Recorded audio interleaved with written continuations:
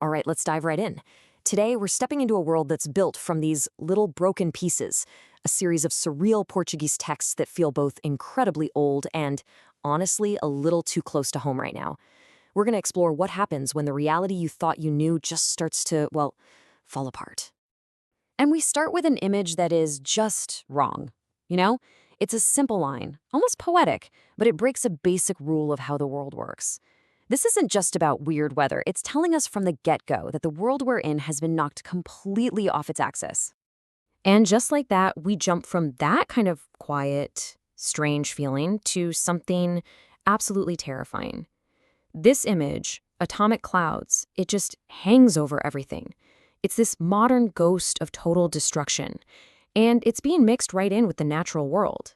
You can just feel the sense of dread building. And then, boom. The chaos becomes personal. It's visceral. It brings all that big, abstract horror right down into the most normal thing you can do, eating a piece of bread. This line is so shocking because it mashes together the totally familiar with something deeply, deeply wrong. So you've got sideways rain, mushroom clouds, and now this. These aren't just random spooky lines. They are setting a very specific, very unsettling stage. So here's the main idea. All these fragments, when you put them together, they paint this picture of a world that is fundamentally unstable. The normal rules just don't seem to apply anymore. It's like reality itself is glitching out, kind of melting at the edges. And what's so interesting is how these themes of chaos just keep popping up. We see all these images of food going bad, of language literally falling apart with letters just fleeing the page. There's this constant threat of fire and gasoline. And then there's this line, a virus becomes an emotion. I mean, think about that for a second. It's the perfect metaphor for how feelings can spread online, right? It's just total sensory overload. But right in the middle of all this noise, there's this very human thing we do. We search for meaning. If the world is just a mess of static, how on earth do we find the signal? Well, the text itself actually gives us a hint.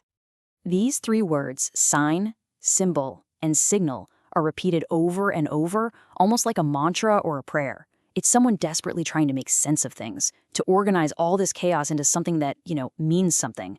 Are all these weird things just random accidents, or are they signs trying to tell us something important? And this example from the text just nails the problem perfectly. It describes a white dove flying past a window, and it asks, is that a symbol of peace, or is it just a bird?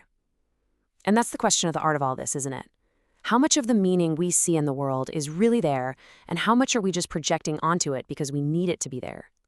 Now, as if that search for meaning wasn't hard enough, there's this other huge conflict going on in these texts. There's a massive tension between our ancient ancestral past and our completely overwhelming digital present. It feels like we're caught between two completely different worlds, and we don't really belong in either one. I mean, just look at how this slide lays it out. It's perfect. On one side, you have the wisdom of the past, right? My grandmother said, the comfort that our DNA is not lost. But then on the other side, you've got this cold virtual machine that literally shreds tradition. It's a world made of just zeros and ones, with no physical history. A virtual project that's become, as the text says, super real. Basically, more real than reality itself.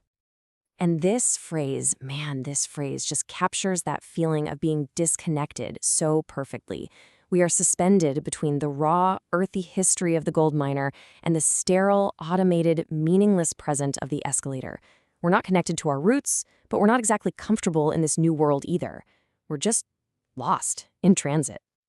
And that feeling of being unmoored, of being disconnected from the past, and not at home in the present, well, that feeds directly into this deep, churning anxiety about money and value. It's this nagging feeling that in this new abstract system, all our human effort and all our care is being constantly devalued. This line is just heartbreaking. Oh, coitado is like saying, oh, you poor thing. It speaks to this profound sense of injustice, the feeling of putting in all this work, of being cared for and caring for things, only to have some invisible system decide that none of it is worth very much. So what is that system? The text gives us this wonderfully bizarre metaphor for it. Dollar at cash, salmon se mexe, which means dollar is cash, salmon moves. It creates this image of a world where everything is just a relentless, fluid transaction. The money, the cash, that's the only constant. Everything else, the goods, the people, the salmon, is just in constant, frantic motion, being bought and sold. So, we've got a chaotic world, a desperate search for a signal in the noise, a total disconnection from our past, and this crushing economic system.